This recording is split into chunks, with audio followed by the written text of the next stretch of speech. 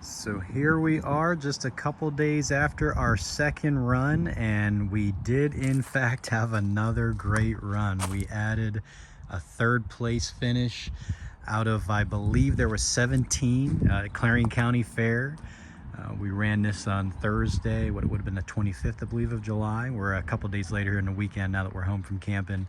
And she did awesome. Ran for 33 minutes before she was obviously hot and was cooking everything. Got down to the top three. Shout out to Oliver Ross and Hunter Greeley. They had a Toyota Avalon, Hunter, or Oliver did rather, and Hunter had a Cobalt. Well-built, tough cars, hard in the front and back. I want to say we went at it for at least 10-12 minutes, just the three of us, and it was getting hot, and eventually had a light flashing on my dash for the drive, and I was like, uh-oh, I'm either cooking what tranny fluid I have left. I knew we'd been running for a long time. You see how smashed in she is. And then she got hot and shut down. I was able to restart it, just disconnected the battery terminals, gave it about 10 seconds, hooked it back up, refired, but couldn't grab any gears, and then timed out. There's HUD's in the background there. But a great run. Can't complain about anything. And what I do believe, again, haven't tore it apart yet, but you see up front here, my bumper held. Again, if you saw my first run, I had trashed the back. In fact, I wrecked it so much that it was really at a point of instability. Like I was able to use that kind of rear bar across there, which did work, I would say. Didn't hit with the back much because I knew if I took a bunch of shots from the back, it was already kind of plowing that kind of cage, that grid that the tank sits on. It was already kind of plowing it down, and it wasn't far from the ground, and I was going to be sitting there hung up and stuck. So I knew I was nose first until my weld broke or I lost the bumper. And I want to say it went all the way down to the top three. I was nose first. It was pretty wild. I had a blast. I'm like, man, I've never done this before. Not only had the Caravan bumper up front, but also my welds have gotten better. But it held until probably 20 plus minutes in. Solely up in the front, you can see it's a little hard to see on this one because it's kind of crimped in. You can see how this one folded the frame rail eventually at the end, but I pulled the bumper off the plates, which buddy of mine's like, yeah, we always kind of take it off that because that is a weak point. So my welds held. Proud of that.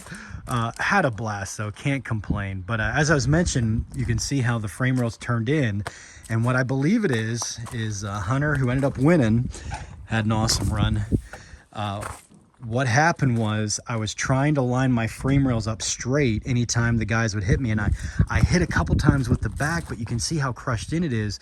They were so hard in the front and back, it didn't matter what I was hitting on them. It was just pressing me into the point where I'm like, I can't do that. I've got to go nose first until hopefully they heat up too much or something happens, or otherwise I'm out. So I was trying to line it up square. I couldn't tell what my frame rails were like, and you can see how that one on the right was turned in. Well, the one time Hunter, his bumper just got inside of this and he pressed deep into my hood. I could tell in the car. I said, I missed a frame rail. I don't know what condition they're in. And it's tough to see, but he pinned, right there's my training line. He in essence pinned the core support into the motor and the training lines, and I think what it did is it pinned my training lines that come out of the top of the transmission and down. I had it looped. It pinned them, in essence pinched them off. So I no longer had transmission fluid cycling, not to mention I'd already run for almost 30 minutes. And it was probably a minute, 90 seconds later that the light was flashing, and then I lost the gearing. But again, awesome run.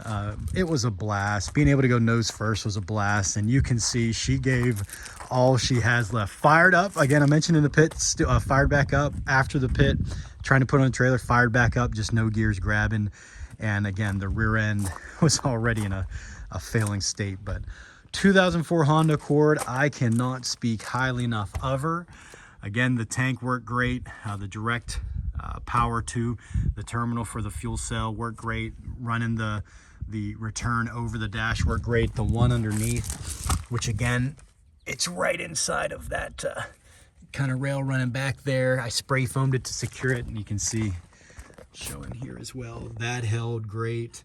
Secured it just to make sure it stayed up in case that pressed all the way to the rear there. And you can see that weld broke. I couldn't get a great weld, but it was just pressing against that door centerpiece. We can see it bend a little bit, but awesome run. She had a first place to her name at Jefferson, and an incredible run that 2 other guys just had better runs and ended up 3rd. So we'll take a quick look under the hood here and wrap her up.